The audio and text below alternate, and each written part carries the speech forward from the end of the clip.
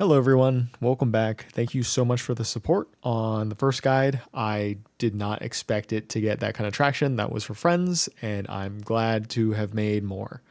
So I'm going to make a follow-up video just off of recent events and kind of how Purple Enel has evolved over the format in the last month, especially with extra grand battles coming up. I kind of wanted to give just a primer to the deck as it stands on May 11th, 2026, just so people kind of understand what they're getting into as they play the deck. So this is kind of assuming that you've already watched my first guide. If you haven't already, no real obligation to if you know what NL lists look like today. I'm just going to go over some of the key cards, including Gamma Knife, that have really earned their keep, and some other cards that you can consider. So getting into the cards that have earned their keep, Gamma Knife, I think I had at 2 or 3 already. That card is cracked.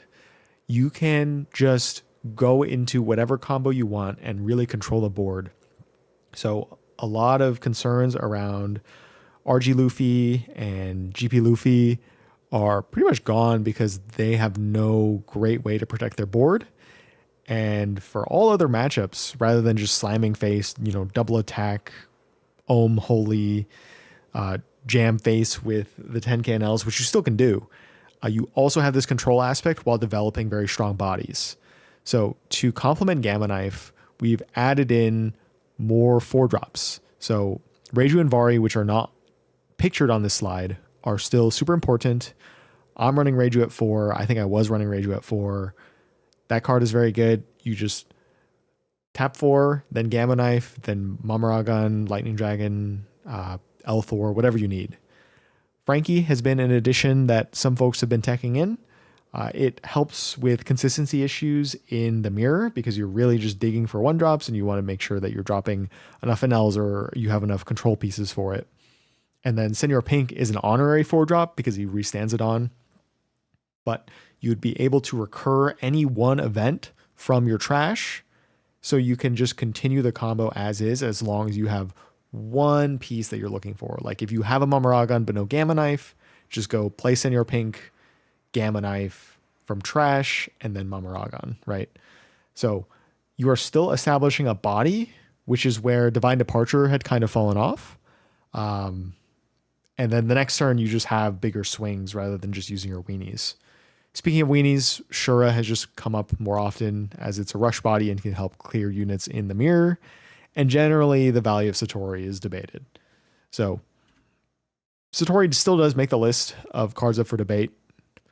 Holy is, I think, the number one card that everyone would have questions about, thinking like, hey, should I run dog? Should I not run dog?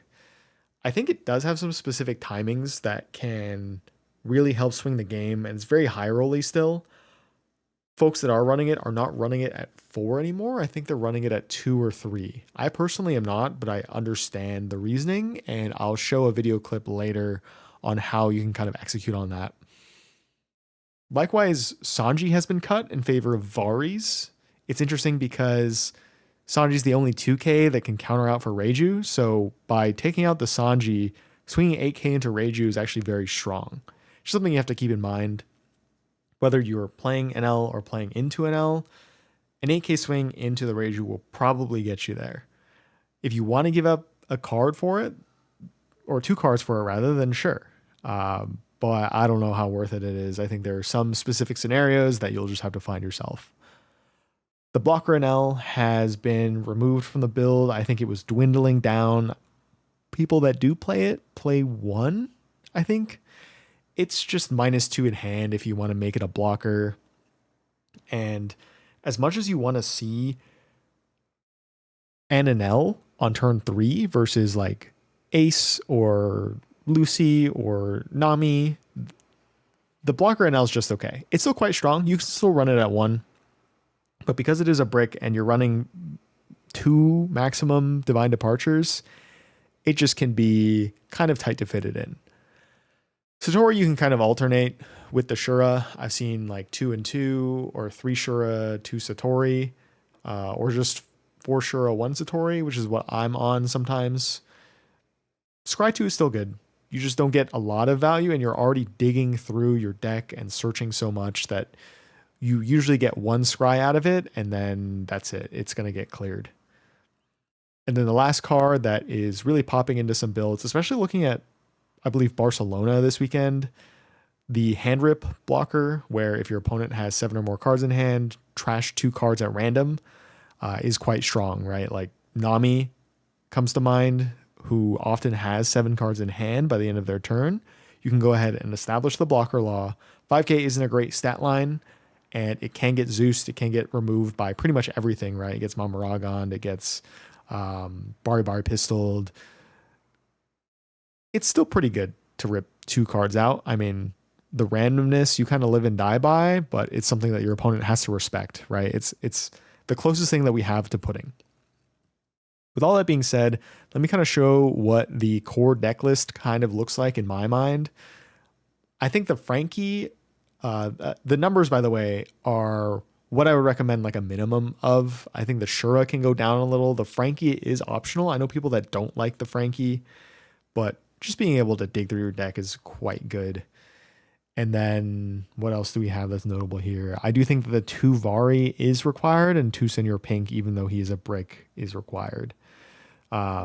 Given the 5 optional cards that I said, I know it's not exhaustive. Shout out, I don't know, Gum Gum Lightning if you want to run that. But I did put some splits on the ratios if you would like to consider kind of toying around with the last 6 cards. I think 4 Reiju is strong, and I'm liking 4 Vari, but that's about it. So kind of use this as a guideline. If you have some spicy tech, by all means, like, just don't put in the Banish Zoro, and you should be fine. So I showed my week 1 deck lists before. These are my 2 kind of core deck lists that I'm bouncing back and forth with. You can see I have the 1 Satori on the left-hand list. So the left list is no law. The right list is with law. Law is a fairly new addition. I'd say in the last like 2-3 weeks. So if you want more consistency and just be able to dig through your deck a bit more, I really like the left list just because 3 Frankie goes kind of crazy. I don't think Frankie feels that great at certain parts of the game, but I think Law also will not feel very good at certain parts of the game. If they are constantly at like 5 cards in hand, then it's just a 1k counter, right? I'm not completely sold on either of these guys, but you just need bodies to establish with the Gamma Knife, and they're blockers, so I think it's fine. Notably, I don't have the blocker Enel, and I'm only running 1 Divine Departure. I think the Varis could go down to like an Enel and 1 Divine Departure here in either of these lists. I also wanted to talk about some updated matchups based on what I said in the last video, maybe some new findings. Again, I'm not going to go over each matchup. I would strongly suggest you to check those out if you're not super familiar, but the guidelines that I'm about to give should make sense for those that have been playing on Sim, locals, wherever. So Nami is kind of the biggest headache for us right now. I think you really need to focus on staying healthy. If you can basically go -1 in hand on the first swing from leader, so probably 7k because they're playing girl, I would probably do it. And by that I mean I would use 1 Mamaragon plus a 2k if I needed. The reason why is that they're going to drop Nami on 5 or 6 and then Robin on 7 or 8, and it's going to be terrifying. So I like to clear the first Robin that comes down. And in order to feel comfortable doing that, I feel like I need to be at 3 life. So that's kind of how I approach this matchup. Nami can also be KO'd on a particular timing if they play the Gecko Moria and stack their life. Because if there's a face-up life, Nami's on KO cost can't be paid. So you can actually just keep it stunned as long as you can. They drop the Moria, they stack Kumasi to life, and then you can just swing into it, which is quite nice. One thing that I am a little worried about is people starting to tech in the Rayleigh, which has a trigger and an on play to KO a base power 7k or less, which means that Reiju can be KO'd now. You play the Reiju not only to get around Electrical Luna and all the other green goodness, but also Zeus and Perona. Rayleigh kind of gets around that. He does cost 6 if they do want to hard cast it from their hand, which isn't great, but it is something to keep in mind and can be quite annoying. So still in the Nami matchup, you are looking for probably 2 Enels and then just spamming Reijus as much as you can because they usually only run 2 Rayleigh. Hopefully you don't see it in the triggers. The Enel mirror has not changed too much. You've kind of moved from Divine Departure to Gamma Knife, but generally you are just looking to do board control, right? You want to pop as many 1-drops as you can to leave no bodies up for swinging. Until their board is cleared, I don't really feel comfortable swinging life. I know some folks like full starving, but I think it just can go on for a really long time. Frankie is a really good card to maintain resources, and then it's also just asking for Mamaragons on a 5k blocker, right? If I'm going to Gamma Knife Mamaragon the NL, and there's just a Frankie blocker sitting there, I'm going to be annoyed. So it can be quite strong to just leave up more blockers.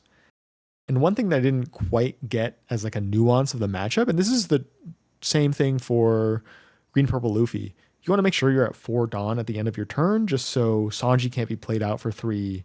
In GP, it's like the Luffy does not get rush, right? So that's just an important threshold.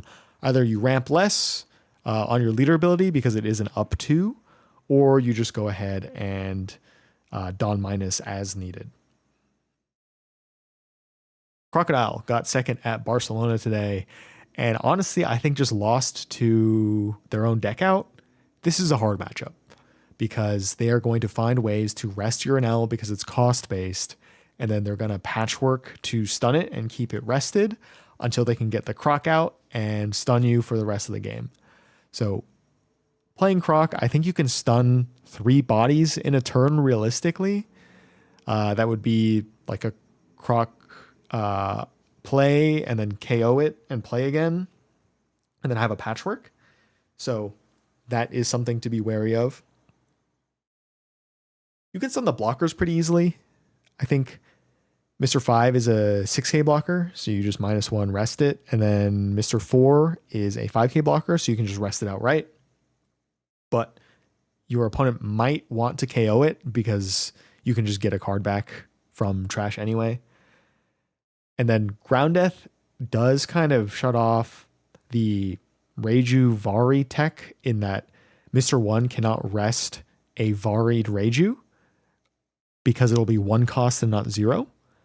But then your opponent can just Ground Death instead, and it costs 1 less, and you just might die anyway. So I would say it is a really hard matchup. It does kind of necessitate Holy. I know the winner of Barcelona did not run Holy, I'm pretty sure. But again, I think the Crocs just decked themselves out. Watch out for this matchup. I think Nami will keep it down, but this is something that I'm still figuring out myself. Mihawk, I think, is way underrated right now, unless Croc comes back, of course. But the secret Mihawk can actually prevent Reiju from being rested, so you can't block the 10k swing. Bonnie can freeze anything during the mid game, either interrupt you from playing a 4-drop plus Gamma Knife turn in the mid game, or just even like playing an Enel, right? If the Bonnie stuns one of your Dawn, you can always just Dawn minus and then leader ability back to be able to play out an Enel, but it's still really annoying. Usually your Enel will just be stunned. The Apu can also clear Ohm pretty early. That is something to look out for. And then I don't think it's super relevant in this matchup, but Laboon does offer that KO protection. So if you are trying to like Gamma Knife Elthor, a mid-range body, I think some of them do run the Banish Smoker. It is something to look out for. And then there's also, of course, the stun events that I have up in the corner there that you just need to be wary of. Lucy is the last matchup that I kind of want to update. Ace was still largely the same. Just drop as many NLs as you can and swing face. Watch out for Roger. With Lucy, I think If they are not on the defensive and fire fisting your Enels with the Sabo event, or with the event that they play off of Sabo, they have a couple of options, right? You need to watch out for the double attack if they use that and try to get you down to 0. Because Roger Math doesn't quite work out like it does in Ace. I think Lucy's deck is half events. So they could potentially dump their hand, and rather than having to defend a 5k swing and a 13k swing, you could have to defend like a 9k, 13k. And that might be awful for you. So just keep in mind that double attack could be pretty scary later on. If you haven't established an Enel yet, you could just be eating a double attack to the face. Another option that they could do is develop another Cavendish by playing a Memento off of the Sabo. So if there are 2 Cavendishes on board, be scared. If I'm trying to stun one Cavendish and a second one comes down, I'm trying to insta clear the Sabo and then just kill one of the Cavendishes if I can. Honestly, just having one Cavendish up, and if they get one swing off, it's fine. So I'm not super worried, but it is something to keep in mind.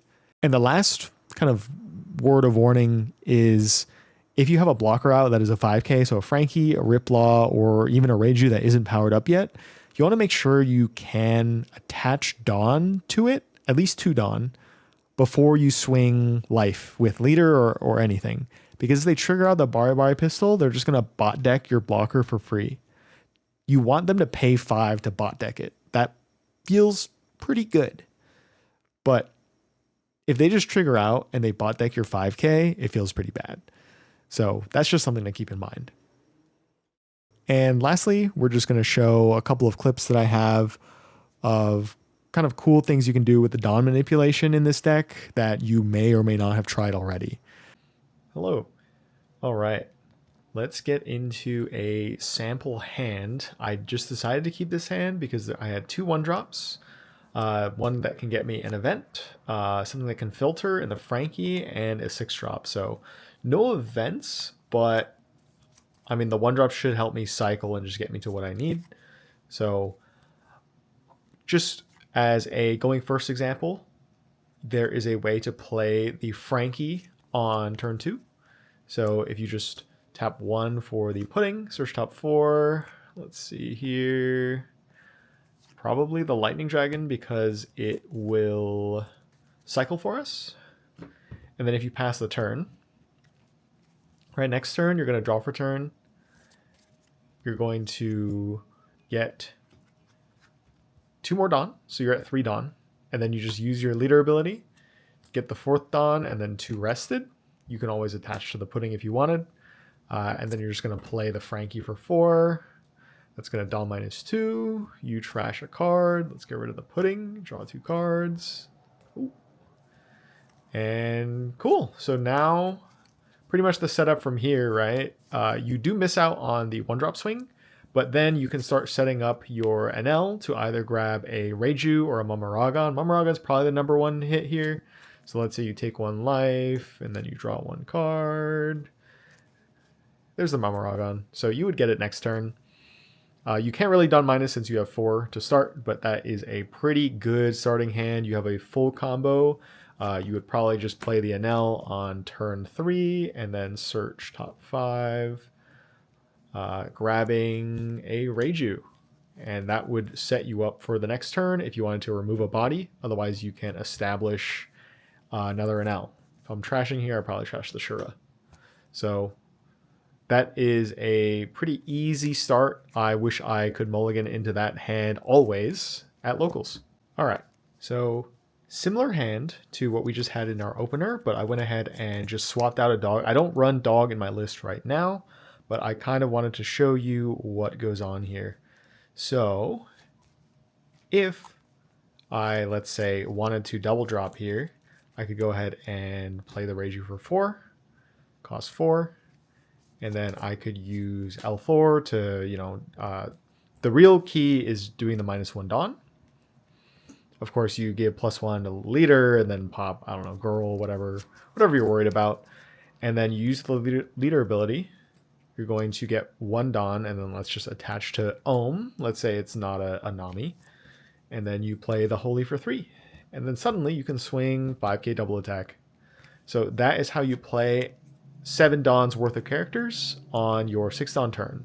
Usually you want to do this after you drop your first Enel. This is probably the strongest turn for Holy.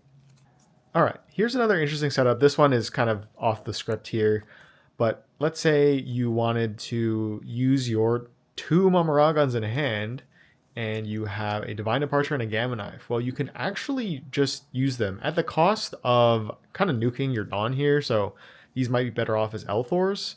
But realistically, if you have 5 Dawn open, you can use Gamma Knife on 1 target. That costs 2.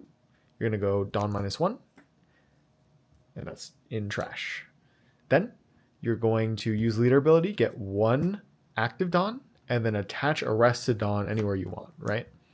Now you have 1 rested Dawn, you can go ahead and use Divine Departure on the next thing, right? And now you can either like rest the giant blocker and then stun it. Keep in mind that if you do these 2 together, you'll actually -3 Dawn total. So you actually will go to 5 Dawn next turn, which isn't great. But it is an option if you are really trying to contest board. I don't think I've ever like used this outside of trying to deal with a new gate, but it's there. It's kind of cool. I like doing things with Gamma Knife. Okay, there's one more combo that I kind of wanted to show just in case people don't know. If you are running the blocker now, I am not. It is in a different sleeve than my Gengar sleeves. But because it's activate main, the only requirement is to Dawn -1. You can actually just get 2 big swings even if your hand is small. So, I mean, realistically, you can poke 5 leader and then swing, what is this, 16 lead, and then use the Enel ability 5 times, right? So if you don't have cards in your hand to Dawn minus to draw you cards, which kind of stinks, this is usually just a lethal line, but you go 1, trash a card. Go 2, trash a card. And then you can actually do it as many times as you want, even if you don't have a hand. So then you can use leader ability, ramp that 1 active and 4 rested, and then just go ahead and swing 15 per game, right?